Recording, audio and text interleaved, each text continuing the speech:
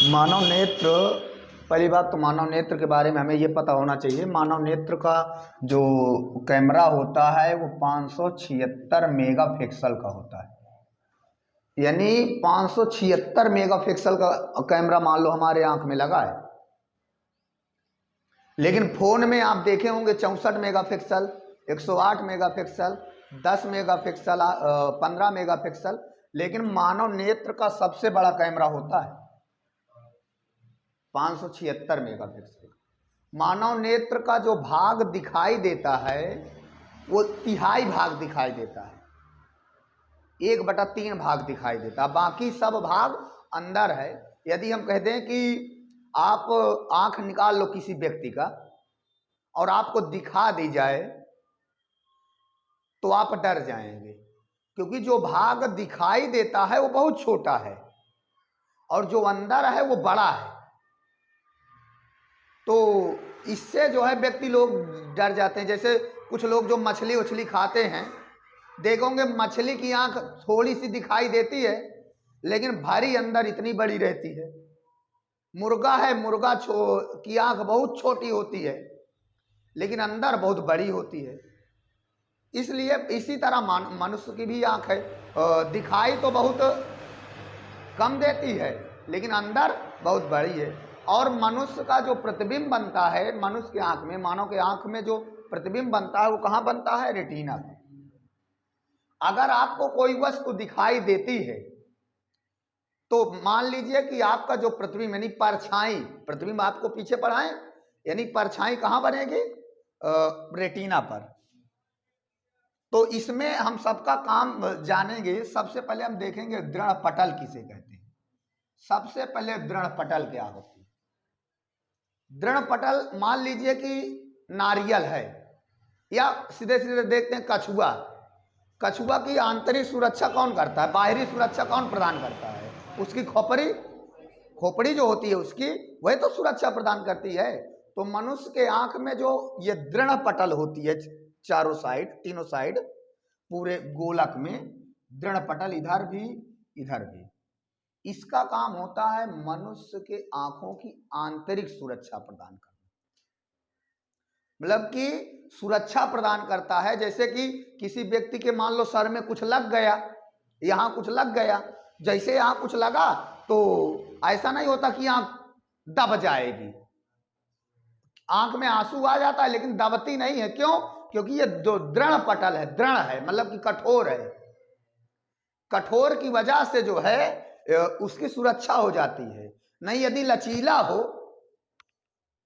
तो जैसे रसगुल्ला दब जाता है ना, उसी तरह दब जाएगी। इसलिए ये कठोर होती है। इसके जस्ट नीचे रक्तक पटल होती है। रक्त की एक पटल होती है जिसमें रक्त प्रवाह होता है, जिसमें रक्त प्रवाह होता है, रक्त बहता है, खून बहता है, शुद्ध रक्त बहता है, ऑक्सीजन युक्त। इसके बाद ये होती है पारदर्शी झिल्ली, अपारदर्शी झिल्ली।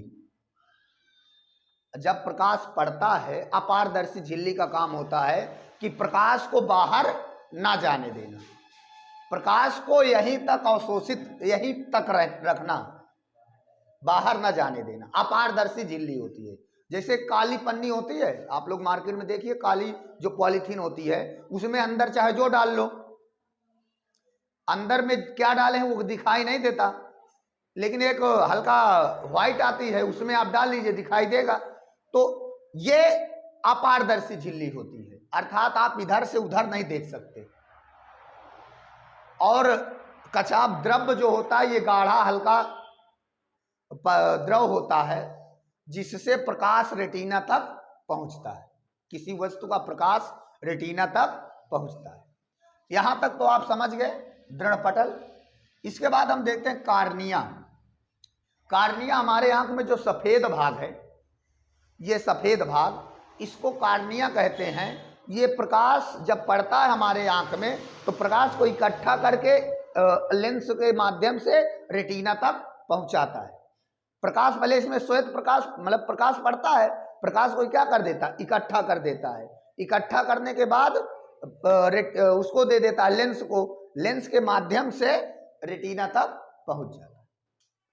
समझ में आया? इसके बाद लेंस का काम है किसी वस्तु को, प्रकाश को पूर्ण रूप से रेटिना तक ले जाना, इसलिए इसमें उभयोत्तल लेंस लगा होता है। मनुष्य के आंख में कौन सा लेंस लगा होता है? यदि ये पूछे कि मनुष्य आंख में कौन सा लेंस लगा होता है, तो कौन सा लेंस लगा होता है? उभयोत्तल लेंस लगा होता है, और दो उत्तल लेंस लगे होते हैं, इसलिए कहा गया उभयोत्तल लेंस। इसके बाद लेंस का काम समझ गए सीधे। मान लो कोई वस्तु यहाँ रखी है या कोई व्यक्ति यहाँ खड़ा है, ऐसे जब इसका प्रतिबिंब बनेगा तो इसका जो प्रकाश है वो किसके माध्यम से जाएगा? लेंस के माध्यम से। कहाँ जाएगा? रेटिना पर। यदि आपका प्रतिबिंब रेटिना पर, यदि आपकी परछाई रेटिना पर, प्रकाश रेटिना पर पड़ रहा है, तो समझ लीजिए कि आपको वस्तु दिखाई देगी। यदि आपका प्रतिबिंब रेटिना पर नहीं बन रहा है, इधर उधर बन रहा है, तो वस्तु आपको नहीं दिखाई देगी। हो सकता है पहले बन जाए, हो सकता है कि बाद में बनने लगे। यदि पहले बन जाएगा तो फिर दोष अभी हम बताएंगे, दोष होते हैं। ठीक, तो लेंस हो गया। इसके बाद आइरिस। आइरिस का काम होता है पुतली को नियंत्रित करना, और पुतली का काम होता है प्रकाश को नियंत्रित करना। आइरिस का काम होता है पुतली को नियंत्रित करना, और पुतली का काम है प्रकाश को नियंत्रित करना।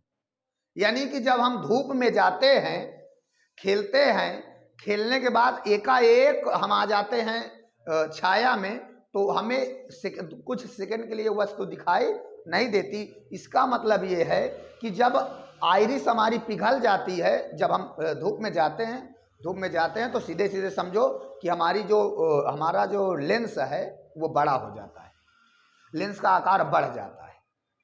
किसकी वजह से? आइरिस की वजह से। पुतली बढ़ जाती है, आइरिस उसको फैला देती है, वो बढ़ जाती है। बढ़ने के बाद प्रकाश हमारे आंखों में पर्याप्त मात्रा में पहुंचता है। आप जैसे कोई व्यक्ति खड़ा हो, कोई अच्छी टार्च, और एकाएक उसके आंख में जला दो, उसकी आंख फ्यूज हो जाएगी, फिर उसको कुछ नहीं दिखाई देगा।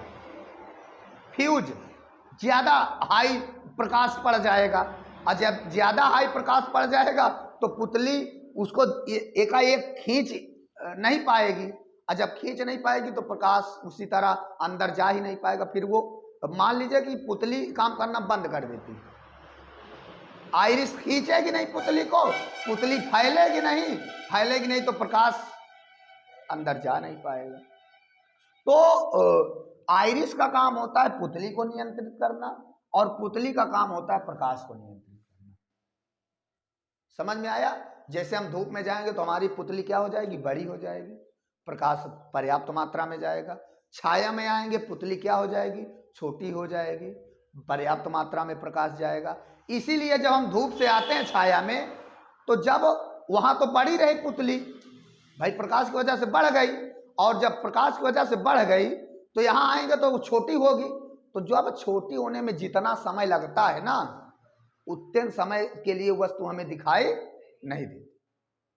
तो लोग कहते हैं ये यार मुझे कुछ दिखात नहीं है ना, मैं अभी धूप से आया, मुझे कुछ समझ में नहीं आता। तो उसका मतलब है उसकी पुतली, कभी कभी ऐसा होता है कुछ लोगों को दोष होता है, तो पुतली देर तक जो है प्रकाश को नियंत्रित नहीं कर पाती, इसलिए उसको देर तक वस्तु नहीं दिखाई देती। समझ में आया? पुतली, आइरिस समझ गए ना आप लोग? आइरिस क्या काम करती है? पुतली को नियंत्रित करती है। पुतली क्या काम करती है? प्रकाश को नियंत्रित करती है। अंधबिंदु का मतलब होता है कि यहां कुछ नहीं दिखाई देता। यहां अगर प्रकाश पड़ने लगे ना तो कुछ नहीं दिखाई देता। और ये दृष्टि तंत्रिकाएं जो हैं, मानव नेत्र में जितनी भी क्रियाएं होती हैं, ये सब कहां तक ले जाती हैं? मस्तिष्क तक। इसका काम होता है सारी क्रियाओं को पहुंचाना कहां तक? मस्तिष्क तक। हमारे आंख में अचानक एकाएक कोई कीड़ा पड़ेगा, तो जब एकाएक कोई कीड़ा पड़ता है तो सबसे पहले क्या होता है कि पुतली, ये भौं, इसको क्या कहते हैं? भौं ना, ये क्या काम करती है, ये आदेश देती है, ये संदेश भेजवाती है किसके पास, मस्तिष्क के पास। मस्तिष्क को कहा, ये कहती है कि आंख में कुछ पड़ने वाला है, ऐसा करो, आंख को क्या करो, बंद करो, और आंख बंद हो जाती है। कभी कभी हम किसी के गम में खोए रहते हैं, आंख नहीं बंद हो पाती, तो कीड़ा हमारे आंख में पड़ जाता है। समझ में आया? मानव नेत्र, पहली बात तो मानव नेत्र के बारे में हमें ये पता होना चाहिए, मानव नेत्र का जो कैमरा होता है वो 576 मेगापिक्सल का होता है। यानी 576 मेगापिक्सल का कैमरा मान लो हमारे आंख में लगा है, लेकिन फोन में आप देखे होंगे 64 मेगापिक्सल, 108 मेगापिक्सल, 10 मेगापिक्सल, 15 मेगापिक्सल, लेकिन मानव नेत्र का सबसे बड़ा कैमरा होता है 576 मेगापिक्सल। मानव नेत्र का जो भाग दिखाई देता है वो तिहाई भाग दिखाई देता है, 1/3 भाग दिखाई देता है, बाकी सब भाग अंदर है। यदि हम कह दें कि आप आंख निकाल लो किसी व्यक्ति का और आपको दिखा दी जाए तो आप डर जाएंगे, क्योंकि जो भाग दिखाई देता है वो बहुत छोटा है और जो अंदर है वो बड़ा है। तो इससे जो है व्यक्ति लोग डर जाते हैं। जैसे कुछ लोग जो मछली उछली खाते हैं, देखोगे मछली की आंख थोड़ी सी दिखाई देती है लेकिन भरी अंदर इतनी बड़ी रहती है। मुर्गा है, मुर्गा की आंख बहुत छोटी होती है लेकिन अंदर बहुत बड़ी होती है। इसलिए इसी तरह मनुष्य की भी आंख है, दिखाई तो बहुत कम देती है लेकिन अंदर बहुत बड़ी है। और मनुष्य का जो प्रतिबिंब बनता है मनुष्य की आंख में, मानव के आंख में जो प्रतिबिंब बनता है वो कहाँ बनता है, रेटिना में। अगर आपको कोई वस्तु दिखाई देती है तो मान लीजिए कि आपका जो प्रतिबिंब यानी परछाई, प्रतिबिंब आपको पीछे पढ़ाएं, यानी परछाई कहाँ बनेगी, रेटिना पर। तो इसमें हम सबका काम जानेंगे। सबसे पहले हम देखेंगे दृढ़ पटल किसे कहते हैं। सबसे पहले दृढ़ पटल क्या होती है। दृढ़ पटल मान लीजिए कि नारियल है, या सीधे सीधे देखते हैं कछुआ। कछुआ की आंतरिक सुरक्षा कौन करता है, बाहरी सुरक्षा कौन प्रदान करता है, उसकी खोपड़ी जो होती है उसकी, वही तो सुरक्षा प्रदान करती है। तो मनुष्य के आंख में जो ये दृढ़ पटल होती है, चारों साइड, तीनों साइड, पूरे गोलक में दृढ़ पटल, इधर भी इधर भी, इसका काम होता है मनुष्य के आंखों की आंतरिक सुरक्षा प्रदान करना।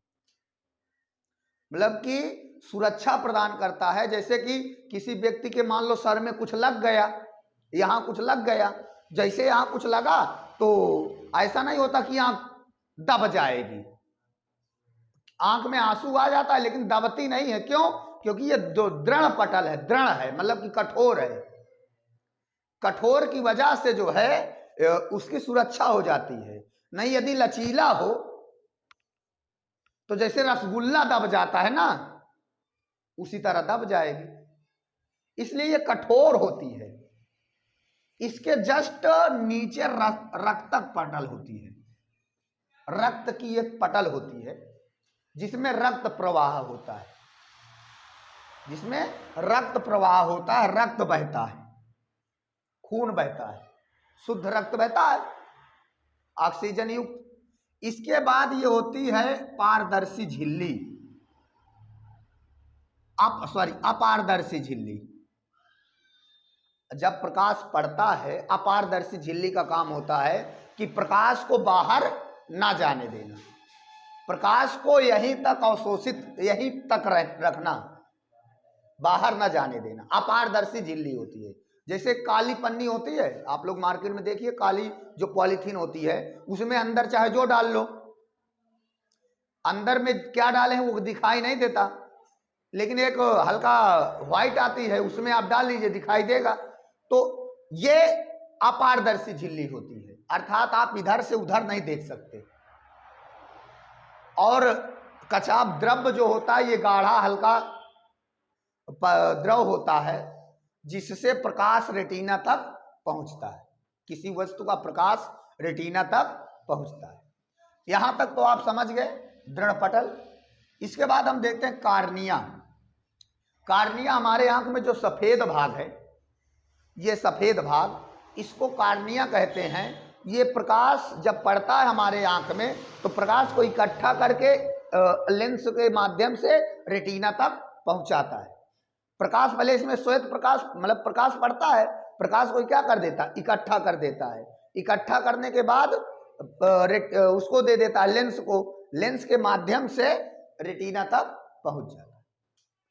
समझ में आया? इसके बाद लेंस का काम है किसी वस्तु को, प्रकाश को पूर्ण रूप से रेटिना तक ले जाना। इसलिए इसमें उभयोत्तल लेंस लगा होता है। मनुष्य के आंख में कौन सा लेंस लगा होता है, यदि ये पूछे कि मनुष्य आंख में कौन सा लेंस लगा होता है, तो कौन सा लेंस लगा होता है? उभयोत्तल लेंस लगा होता है। और दो उत्तल लेंस लगे होते हैं, इसलिए कहा गया उभयोत्तल लेंस। इसके बाद लेंस का काम समझ गए सीधे। मान लो कोई वस्तु यहाँ रखी है या कोई व्यक्ति यहाँ खड़ा है, ऐसे जब इसका प्रतिबिंब बनेगा तो इसका जो प्रकाश है वो किसके माध्यम से जाएगा? लेंस के माध्यम से। कहाँ जाएगा? रेटिना पर। यदि आपका प्रतिबिंब रेटिना पर, यदि आपकी परछाई रेटिना पर, प्रकाश रेटिना पर पड़ रहा है तो समझ लीजिए कि आपको वस्तु दिखाई देगी। यदि आपका प्रतिबिंब रेटिना पर नहीं बन रहा है, इधर उधर बन रहा है, तो वस्तु आपको नहीं दिखाई देगी। हो सकता है पहले बन जाए, हो सकता है कि बाद में बनने लगे। यदि पहले बन जाएगा तो फिर दोष अभी हम बताएंगे, दोष होते हैं। ठीक, तो लेंस हो गया। इसके बाद आइरिस। आइरिस का काम होता है पुतली को नियंत्रित करना, और पुतली का काम होता है प्रकाश को नियंत्रित करना। आइरिस का काम होता है पुतली को नियंत्रित करना, और पुतली का काम है प्रकाश को नियंत्रित करना। यानी कि जब हम धूप में जाते हैं, खेलते हैं, खेलने के बाद एकाएक हम आ जाते हैं छाया में, तो हमें कुछ सेकंड के लिए वस्तु दिखाई नहीं देती। इसका मतलब ये है कि जब आइरिस हमारी पिघल जाती है, जब हम धूप में जाते हैं तो सीधे सीधे समझो कि हमारा जो लेंस है वो बड़ा हो जाता है, लेंस का आकार बढ़ जाता है। किसकी वजह से? आइरिस की वजह से। पुतली बढ़ जाती है, आइरिस उसको फैला देती है, वो बढ़ जाती है। बढ़ने के बाद प्रकाश हमारे आंखों में पर्याप्त मात्रा में पहुंचता है। आप जैसे कोई व्यक्ति खड़ा हो, कोई अच्छी टार्च, अब एकाएक उसके आंख में जला दो, उसकी आंख फ्यूज हो जाएगी, फिर उसको कुछ नहीं दिखाई देगा। फ्यूज, ज्यादा हाई प्रकाश पड़ जाएगा, और जब ज्यादा हाई प्रकाश पड़ जाएगा तो पुतली उसको एकाएक खींच नहीं पाएगी, और जब खींच नहीं पाएगी तो प्रकाश उसी तरह अंदर जा ही नहीं पाएगा। फिर वो मान लीजिए कि पुतली काम करना बंद कर देती है। आइरिस खींचेगी नहीं पुतली को, पुतली फैलेगी नहीं तो प्रकाश अंदर जा नहीं पाएगा। तो आइरिस का काम होता है पुतली को नियंत्रित करना, और पुतली का काम होता है प्रकाश को नियंत्रित करना। समझ में आया? जैसे हम धूप में जाएंगे तो हमारी पुतली क्या हो जाएगी? बड़ी हो जाएगी, प्रकाश पर्याप्त मात्रा में जाएगा। छाया में आएंगे, पुतली क्या हो जाएगी? छोटी हो जाएगी, पर्याप्त मात्रा में प्रकाश जाएगा। इसीलिए जब हम धूप से आते हैं छाया में, तो जब वहां तो बड़ी रही पुतली, भाई प्रकाश की वजह से बढ़ गई, और जब प्रकाश की वजह से बढ़ गई तो यहाँ आएंगे तो वो छोटी होगी। तो जब छोटी होने में जितना समय लगता है ना, उतने समय के लिए वस्तु हमें दिखाई नहीं देती। तो लोग कहते हैं ये यार मुझे कुछ दिखात नहीं है ना, मैं अभी धूप से आया, मुझे कुछ समझ में नहीं आता। तो उसका मतलब है उसकी पुतली, कभी कभी ऐसा होता है कुछ लोगों का दोष होता है, तो पुतली देर तक जो है प्रकाश को नियंत्रित नहीं कर पाती, इसलिए उसको देर तक वस्तु नहीं दिखाई देती। समझ में आया? पुतली, आइरिस समझ गए ना आप लोग? आइरिस क्या काम करती है? पुतली को नियंत्रित करती है। पुतली क्या काम करती है? प्रकाश को नियंत्रित करती है। अंधबिंदु का मतलब होता है कि यहाँ कुछ नहीं दिखाई देता।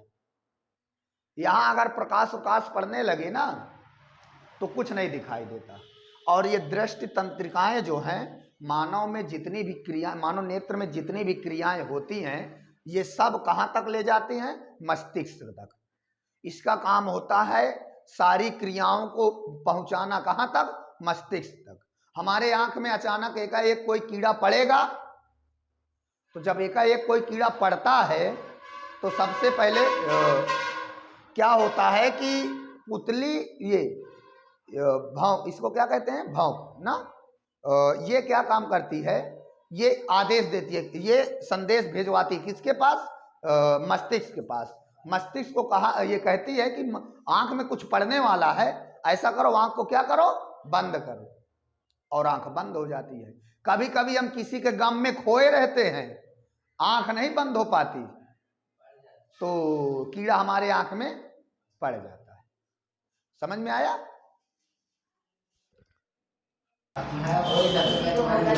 किसके होगी सबसे पहले?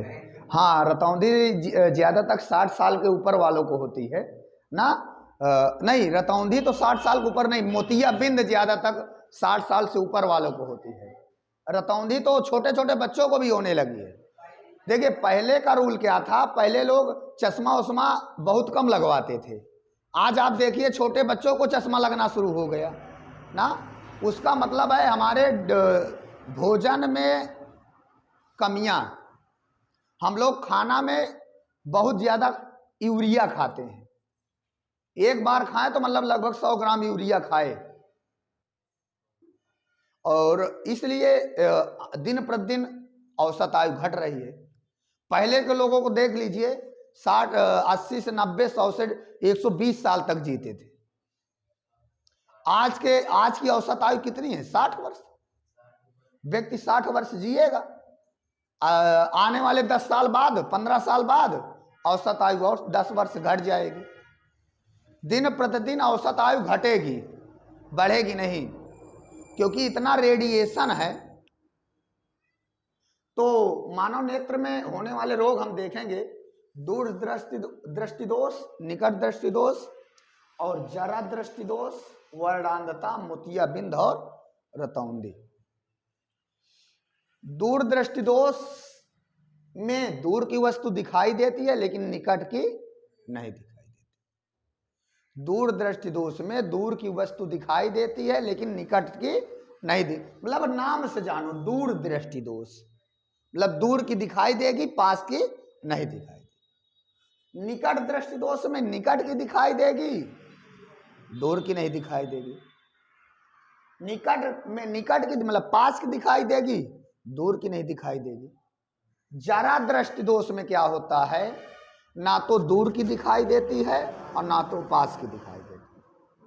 जरा दृष्टि दोष में दोनों लेंसों का प्रयोग होता है, अवतल लेंस का भी, उत्तल लेंस का भी। वर्णांधता ये सबसे खतरनाक रोग होता है। खतरनाक रोग तो मेरे हिसाब से इतना नहीं होता, लेकिन ये आनुवंशिक लक्षण है। सबसे खतरनाक तो ये है, वर्णांधता आनुवंशिक लक्षण है। यानी कि आपके मम्मी पापा को यदि है ये रोग, यदि किसी के मम्मी पापा में ये रोग है तो जाहिर सी बात है उसके बच्चे में भी हो जाएगा। अर्थात ये डीएनए पर होता है, क्योंकि डीएनए का काम क्या होता है? आनुवंशिक लक्षण को ये एक पीढ़ी से दूसरे पीढ़ी में ट्रांसफर करना। तो इसमें वर्णांधता आनुवंशिक लक्षण है, ये एक पीढ़ी से दूसरे पीढ़ी में ट्रांसफर हो जाता है। तो यदि मम्मी लेकिन ये है कि मोतियाबिंद, दूर दृष्टि दोष, जरा दृष्टि दोष, जरा मोतियाबिंद, रतौंधी, ये कोई ऐसे और रोग नहीं है जो कि आनुवंशिक लक्षण हैं। यदि किसी के माँ या पिता में रतौंधी है तो जरूरी नहीं कि उनके बच्चे जो है उनके बच्चों को रतौंधी हो। किसी के मम्मी पापा अंधे हैं तो जरूरी नहीं कि उनके बच्चे अंधे हो। ये आनुवंशिक लक्षण नहीं है, लेकिन ये आनुवंशिक लक्षण है। हाँ, अगर वर्णांधता किसी के मम्मी पापा को है तो उसके बच्चों में भी हो जाएगा। अब इसमें होता क्या है? इसमें कलर ब्लाइंडनेस एक रोग आप पढ़े होंगे इंग्लिश में, कलर ब्लाइंडनेस, मतलब ये कलर नहीं पहचान पाते, कलर की सटीक जानकारी नहीं होती। कोई कलर है उसको सटीक नहीं पहचान पाते, वर्णांधता में ये होता है। बताए तो वर्णांधता में कलर ब्लाइंडनेस, कलर नहीं पहचान पाता। मोतियाबिंद 60 साल से ऊपर वालों को होता है ना। लोग कहते हैं ना अब सठिया गए हो बाबा, चलसवा ला गए लाग ना। 40 साल के ऊपर वालों को लोग कहेंगे बाबा तुम्हारे चलसवा लागे लाग का कम दिखाए लाग, ऐसा कहते हैं लोग। तो मोतियाबिंद में क्या होता है, आंख में एक सफेद पट्टी पड़ जाती है। आप लोग देखे होंगे अपने बाबा बाबा को आंख खुलवाते हुए, तो उनको देखे होंगे कि एक सफेद पट्टी रहती है। जब आंख खुलवाने जाते हैं तो मशीन के माध्यम से उस पट्टी, उस परत को क्या कर दिया जाता है, हटा दिया जाता है, तो फिर वो उसको फिर साफ दिखाई देने लगता है। लेकिन मोतियाबिंद भी दो प्रकार के होते हैं, एक ब्लैक एक व्हाइट, यानी सफेद मोतियाबिंद और काली मोतियाबिंद। सफेद मोतियाबिंद का काम, सफेद मोतियाबिंद ठीक हो जाता है। यदि किसी लोग को सफेद मोतियाबिंद हो गया तो मशीनों के माध्यम से हम उसको ठीक कर सकते हैं। लेकिन यदि काली मोतियाबिंद हो गई तो फिर ठीक नहीं होता। बहुत कम ऐसे केस आपको देखने को मिलेंगे जिनको काली मोतियाबिंद होगी। जो सफेद पट्टी होती है ना वो काली हो जाती है, सफेद पट्टी क्या हो जाती है, काली हो जाती है। तो दूरदृष्टि दोष के निवारण के लिए कौन सा लेंस का प्रयोग करते हैं, उत्तल लेंस का। कौन से लेंस का, उत्तल लेंस का। और इसको, इसके निवारण के लिए कौन सा प्रयोग करते हैं, अवतल लेंस। मतलब चश्मे में अगर किसी व्यक्ति को ये रोग है तो उसके चश्मे में ये वाला लेंस लगा दिया जाता है, उत्तल लेंस लगा दिया जाता है।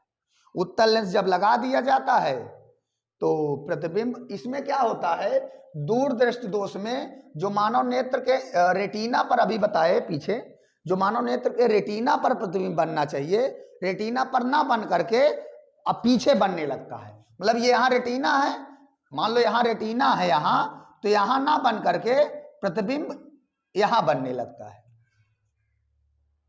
तो क्या किया जाता है, लेंस जब लगा दिया जाता है तो ये प्रकाश को क्या कर देता है, प्रकाश को कम कर देता है, कम करके रेटिना पर भेज देता है, तो प्रतिबिंब रेटिना पर बनने लगता है।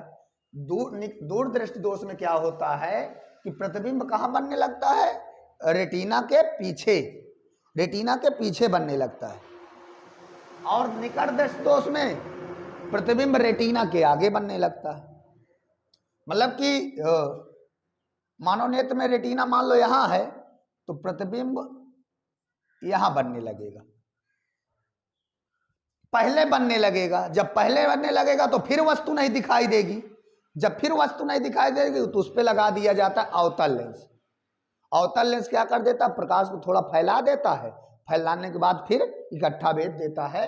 तो अवतल लेंस जब लगा दिया जाता है तो प्रकाश को फैला के, फैलाने के बाद यहाँ भेज देता है, तो फिर प्रतिबिंब कहाँ बनने लगता है, रेटिना पर, फिर हमें वस्तु दिखाई देने लगती है।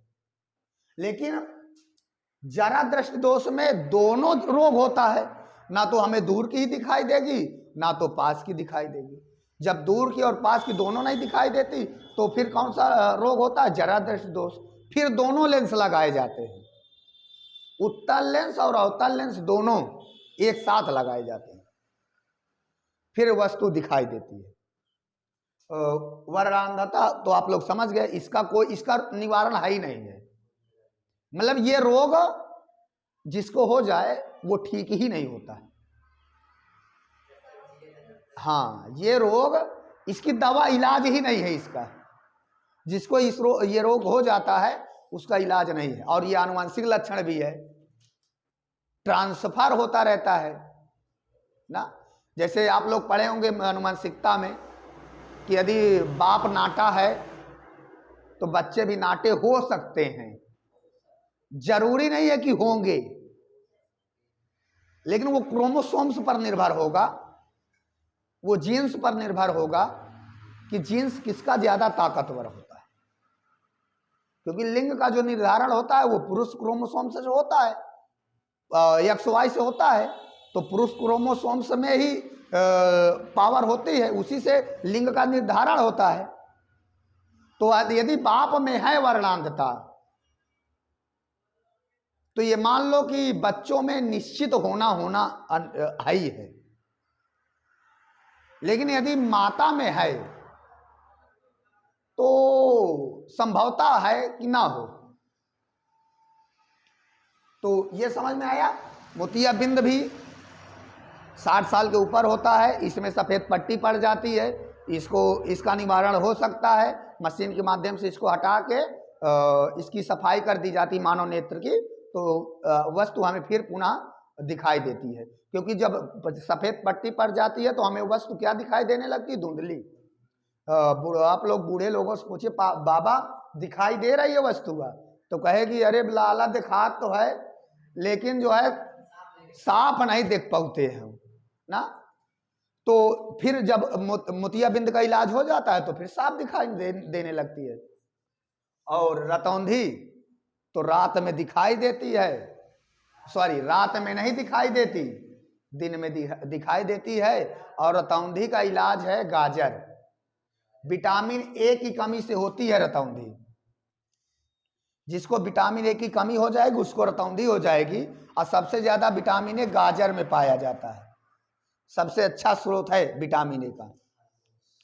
गाजर का हलवा, गाजर का अचार, गाजर का भात मतलब चावल, हलवा बना के खाएं तो हमें रतौंधी नहीं होगी। रतौंधी में आप देखेंगे, पूछेंगे अगर हुई तो नहीं है, लेकिन देखें पूछिए तो एक गोली दी जाती थी रेड कलर की, रतौंधी जिसको होती थी। पहले जो सरकारें होती थी वो बंटवाया करती थी गांव गांव में।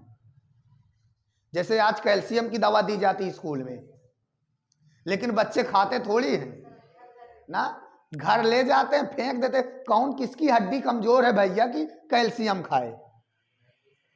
कैल्शियम वही खाता है जिसकी हड्डी कमजोर होती है, जो दवा नहीं खाता। अरे जिसकी हड्डी मजबूत है वो कैसे खाएगा? जिसकी कमजोर है वो तो कैल्शियम फास्फोरस दोनों खाना पड़ेगा भैया। आयरन, हीमोग्लोबिन, गर्ल्स में हीमोग्लोबिन की मात्रा कम होती है, बॉयज में ज्यादा होती है, इसलिए बॉयज ज्यादा मजबूत होते हैं, गर्ल्स कमजोर होती है। बॉयज को एक लप्पड़ मार दो तो उठ खड़े, हाँ ठीक है ठीक ना। और गर्ल्स को एक लप्पड़ मार दो तो 4 घुरमुंडी खेलेंगी। क्यों? क्योंकि उनमें हीमोग्लोबिन, आयरन की मात्रा कम पाई जाती है। सब लड़कियों का कम है, दिमाग बेचारियों का 300 ग्राम, लड़कों का 350 ग्राम ना। तो लेकिन फिर भी जो है लड़कियां आज आगे निकल रही हैं, लड़कों से काफी आगे निकल रही हैं। तो ये समझ में आ गया ना।